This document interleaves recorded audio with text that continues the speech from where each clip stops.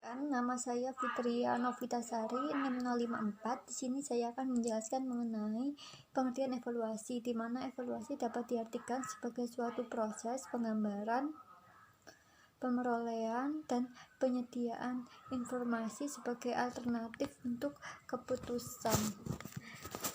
Di mana seiring dengan berubahnya pengertian asesmen, yaitu sebagai proses penyediaan informasi yang disusun secara sistematis, pendokumentasian, dan penggunaan informasi, di mana evaluasi sekarang dapat diartikan sebagai pemberian makna, nilai, penyediaan informasi yang dikumpulkan melalui sebuah asesmen sehingga memperoleh keputusan berupa nilai. Bahan ajar dalam pandangan Departemen Pendidikan Nasional tahun 2009 ialah bahan ajar baik yang berbentuk tulis maupun yang tidak tertulis yang dapat digunakan guru untuk membantu pelaksanaan belajar mengajar di kelas. Bahan ajar ialah segala bahan yang dapat dijadikan materi baik tertulis maupun tidak tertulis yang disusun secara sistematis berdasarkan aspek pengetahuan, sikap, pengetahuan, dan keterampilan untuk menciptakan suasana atau lingkungan peserta didik untuk belajar. Ajar dibedakan menjadi dua, yaitu bahan ajar cetak dan bahan ajar non-cetak. Di mana bahan ajar cetak yaitu bahan ajar yang disiapkan pada sebuah kertas untuk keperluan pembelajaran atau penyampaian sebuah informasi, di mana contohnya yaitu seperti buku, handout, modul, LKS, dan lain sebagainya. Sedangkan bahan ajar non-cetak yaitu bahan ajar yang memuat sebuah materi pembelajaran atau isi materi pembelajaran yang ditujukan untuk pencapaian tujuan pembelajaran yang dituangkan dalam penggunaan teknologi, contohnya video interaktif, audiovisual, dan lain sebagainya. Perkenalkan, nama saya Ardiana Desinta Britania, NIM 076. Di sini saya akan menjelaskan tentang kelebihan dan kekurangan bahan ajar cetak dan non-cetak. Yang pertama yaitu bahan ajar cetak. Kelebihan dari bahan ajar cetak yang pertama yaitu bahan ajar cetak tidak diperlakukan secara khusus atau memerlukan alat khusus dan mahal untuk mempergunakannya atau memanfaatkannya. Yang kedua yaitu bahan ajar cetak dalam hal pengiriman relatif lebih mudah, efisien, dan cepat, serta ongkos pengirimannya juga relatif lebih murah dibandingkan dengan ongkos pengiriman media lainnya. Yang ketiga yaitu bahan ajar cetak mampu membuat atau media yang sangat canggih dalam hal mengembangkan kemampuan peserta didik untuk mampu belajar tentang fakta dan mampu mengerti prinsip-prinsip umum dan abstrak dengan argumentasi yang logis. Yang keempat yaitu dalam hal kualitas penyampaian, bahan ajar cetak dapat memaparkan kata-kata, angka, notasi, musik, gambar, dua dimensi, serta diagram. Lalu, bahan ajar cetak merupakan bahan ajar yang dilengkapi dengan ilustrasi dan berwarna. Dan yang terakhir, bahan ajar cetak dari segi penggunaan, bahan ajar tersebut mudah dibawa kemana saja karena berbentuk kecil dan ringan. Selain memiliki kelebihan, bahan ajar cetak juga memiliki kekurangan. Yang pertama yaitu bahan ajar cetak tidak mampu menyajikan gerakan pemaparan materi dalam bentuk ajar cetak bersifat linier. Lalu yang kedua yaitu tidak mampunya mempresentasikan kejadian secara berurutan. Dan yang ketiga yaitu bahan ajar cetak diperlakukan biaya yang cukup mahal untuk membuat bahan ajar cetak yang bagus. Lalu yang terakhir, kekurangan dari bahan ajar cetak adalah bahan ajar cetak sulit memberikan bimbingan kepada pembacanya yang mengalami kesulitan memahami bagian tertentu dari bahan ajar cetak dan sulit memberikan umpan balik untuk pertanyaan-pertanyaan yang diajukan pembaca. Setelah bahan ajar cetak, lalu yang kedua yaitu bahan ajar non-cetak. Bahan ajar non-cetak memiliki kelebihan yang meliputi 1. Dapat menampilkan kombinasi antara gambar dengan gerakan. Yang kedua yaitu dapat menggabungkan semua unsur seperti teks, video, animasi, image atau gambar, grafik, sound menjadi satu kesatuan penyajian. Yang ketiga yaitu memanfaatkan keunggulan komputer atau digital media ataupun teknologi jaringan atau komputer network. Dan yang keempat adalah memanfaatkan teknologi multimedia sehingga suasana pembelajaran menjadi menarik, tidak membosankan, dan pada akhirnya memotivasi siswa untuk belajar mandiri. Yang kelima yaitu menggunakan bahan ajar yang bersifat mandiri dapat disimpan di komputer sehingga dapat diakses oleh guru dan siswa kapan saja dan di mana saja jika memerlukannya. Dan yang terakhir yang keenam yaitu memanfaatkan pertukaran data yang secara interaktif dapat dilihat setiap saat di komputer.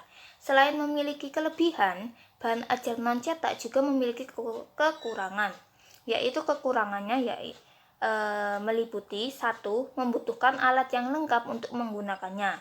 Yang kedua, membutuhkan biaya yang relatif mahal untuk pengadaan alat bahan ajar non-cetak. Yang ketiga yaitu penggunaannya harus mempunyai skill yang sesuai dengan bahan ajar yang digunakan. Dan yang terakhir yang keempat yaitu adanya virus yang akan membuat file hilang.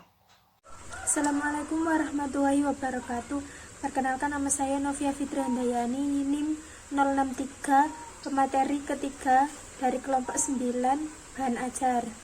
Selanjutnya yaitu komponen penilaian bahan ajar cetak dan penilaian bahan ajar non-cetak. Bahan ajar merupakan sarana atau alat yang digunakan bagi siswa, mahasiswa, guru, dosen dalam proses pembelajaran agar proses pembelajaran dapat lebih mudah. Oleh karena itu, bahan ajar yang baik dan bermutu selain menjadi sumber pengetahuan yang dapat menunjang keberhasilan belajar siswa dan mahasiswa.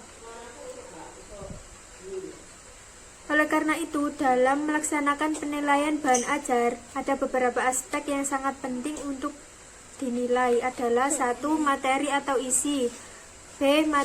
Penyajian materi, C. Keterbacaan, D. Syarat, yaitu latar belakang suku, agama, ras, dan gender, E. Kebahasaan.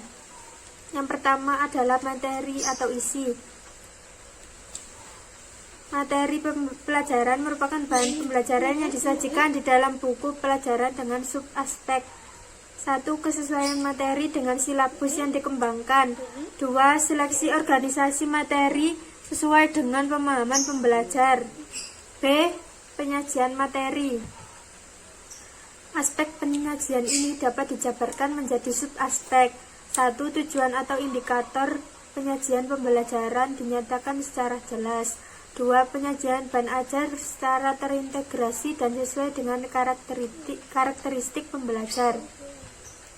3. Penyajian bahan ajar mendorong pembelajar secara aktif dan kreatif.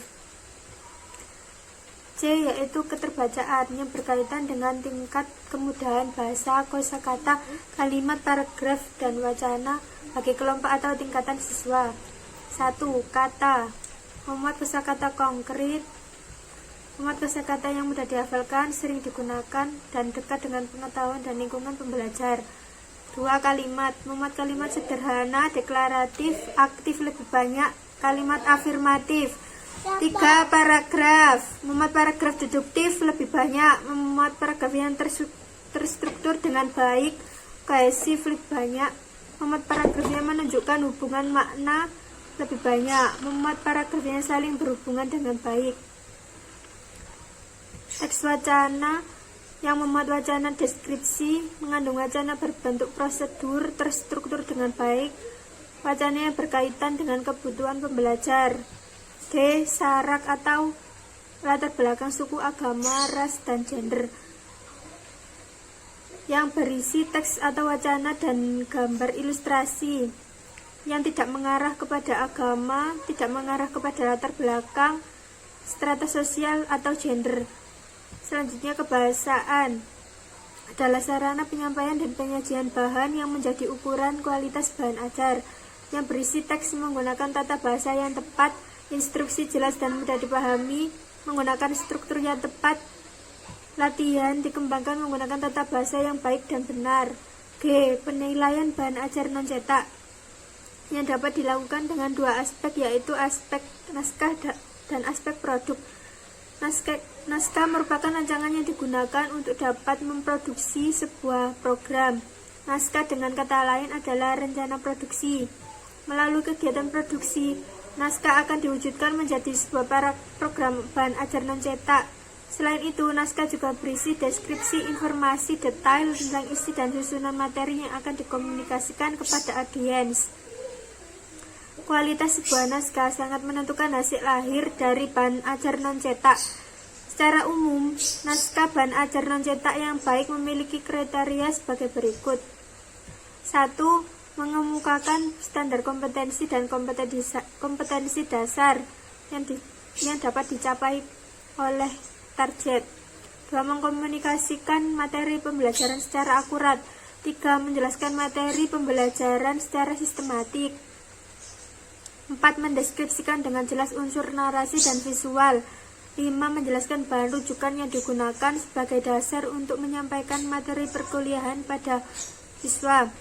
6. Secara umum, naskah dapat dijadikan sebagai landasan bagi kerabat kerja memproduksi program audio atau visual yang komunikatif. Instrumen penilaian bahan ajar cetak meliputi yang pertama, kecermatan isi. Isi bahan ajar sesuai dengan konsep dan teori yang berlaku dalam bidang ilmu dan mutakhir. Yang kedua adalah ketepatan cakupan isi, keluasaan dan kedalaman isi atau materi serta keutuhan konsep berdasarkan bidang ilmu yang sesuai dengan tujuan pembelajarannya. Yang ketiga adalah ketercernaan bahan ajar, penyajian materi yang runtut, ilustrasi yang memudahkan pemahaman, alat bantu yang memudahkan, format yang tertib dan konsisten.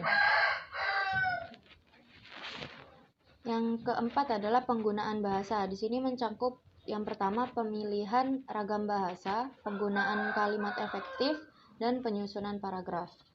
Yang kelima adalah perwajahan, mencakup narasi atau teks yang tidak terlalu padat dan mendorong siswa untuk mencatat menggunakan alat bantu agar siswa dapat menggunakan alat bantu bahan ajar agar siswa dapat berlatih sendiri. Yang keenam adalah ilustrasi, membuat bahan ajar menjadi menarik, komunikatif, dan membantu siswa memahami isi pesan. Yang ketujuh atau yang terakhir adalah kelengkapan komponen, mencakup uraian materi, latihan, umpan balik, dan penguatan. Instrumen bahan ajar non-cetak terdapat dua komponen. Yang pertama, instrumen uji validitas. Yang kedua adalah instrumen praktikalitas. Uji validitas ini adalah suatu konsep yang berkaitan dengan sejauh mana tes telah mengukur apa yang seharusnya diukur. Dan validitas ini berkenaan dengan ketetapan alat penilaian terhadap konsep yang dinilai. Validasi produk dapat dilakukan dengan mendatangkan ahli atau pakar atau tenaga ahli yang sudah berpengalaman dalam bidang tersebut. Yang kedua adalah instrumen praktikalisasi. Kepraktisan sebuah alat evaluasi lebih menekankan pada tingkat efisiensi dan efektivitas alat evaluasi tersebut.